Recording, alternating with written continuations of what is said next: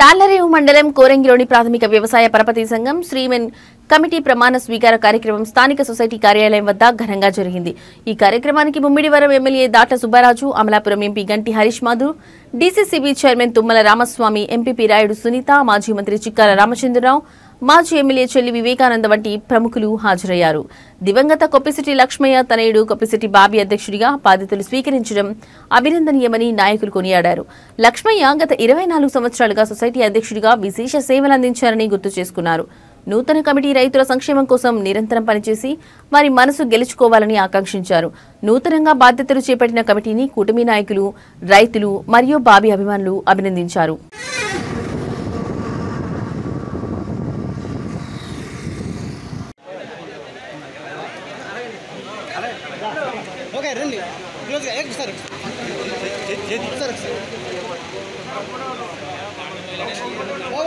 ప్రమాణ స్వీకార మహోత్సవానికి ఇచ్చేసినటువంటి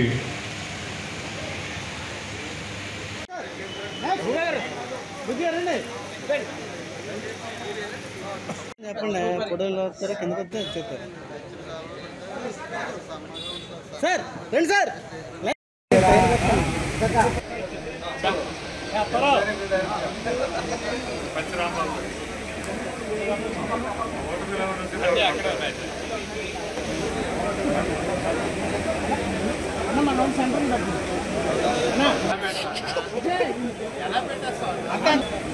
అక్కడ అటు ఇటు స్టేజే చిన్నదే.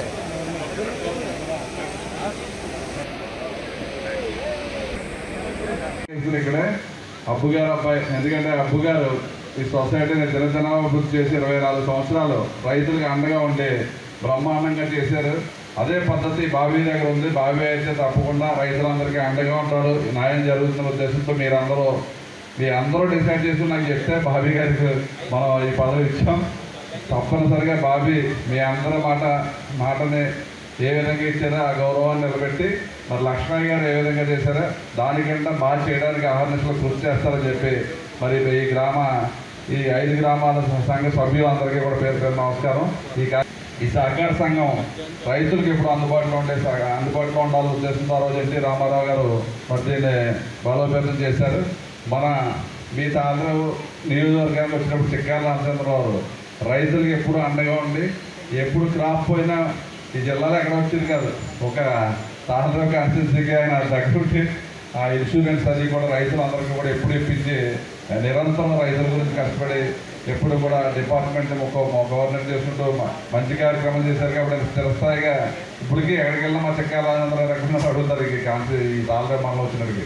ఎందుకంటే అంతలాగా ఈ కోరంగి నుంచి కూడా మనం ఈ ఎన్నికల ఈ సంవత్సర కాలంలో కొన్ని అభివృద్ధి కార్యక్రమాలు కూడా సుమారుగా ఒక 50-60 లక్షల రూపాయలతో రోడ్లు, ట్రైన్లు వేసుకున్నాం. మళ్ళీ ఇంకో 1,50 లక్షలు ఆల్రెడీ శాంక్షన్కి ఇచ్చాం. తొందరలో ఏదైతే పెద్ద గ్రామం, ఇది కోరంగి గ్రామం అన్నది 10,000 దాటున్న పెద్ద గ్రామం. మరి ఈ గ్రామానికి అభివృద్ధి చేయవలసింది చాలా ఎక్కువ ఉంది. అదేవిధంగా మా రామలక్ష్మి గారు చెప్పినట్టుగా ఆ బ్రిడ్జి కూడా గతంలో 2014 ఎమ్మెల్యే అయినప్పుడు ఆ బ్రిడ్జి కూడా ప్రపోజల్ పెట్టాం. అప్పటికి పశువులంకి బ్రిడ్జి పిల్లలు నామ దాటినప్పుడు పిల్లలు చనిపోతే చంద్రబాబు నాయుడు గారి దగ్గరికి వెళ్ళి ఆ బ్రిడ్జి ఇమీడియట్గా కట్టాలని చెప్తే అప్పుడు 36 కోట్లు శాంక్షన్ ఇవ్వడం, ఆ బ్రిడ్జి పూర్తి చేసుకుని తప్పకుండా తర్వాత ఈ బ్రిడ్జికి ట్రై చేస్తానని చెప్పాను. అప్పుడు ట్రై చేసాం. ఈ లోపల మా ప్రభుత్వం పోయింది, జరగలేదు. కాబట్టి తప్పనిసరిగా మరి ఎంపీ గారు మేము కూడా మరి ప్రతిపాదనలో సెంట్రల్ గవర్నమెంట్కి, స్టేట్ గవర్నమెంట్కి కూడా పంపి, ఎందుకంటే అది ఈరోజు బ్రిడ్జి కట్టాలంటే సుమారు 15 కోట్ల రూపాయలు కావాలి. ఎందుకంటే మనం ఇప్పుడు చాలా 6 కోట్ల ప్రభుత్వం ఏదైతే హామీలు ఇచ్చిందో అవన్నీ కూడా మాట తప్పకుండా బ్రహ్మాండంగా ఈ దేశంలో ఏ రాష్ట్రంలోనూ చేయనటువంటి సంక్షేమాన్ని సమర్థవంతంగా చంద్రబాబు నాయుడు గారు, పవన్ కళ్యాణ్ గారు ఇచ్చిన మాట ప్రకారం చేస్తున్నారు.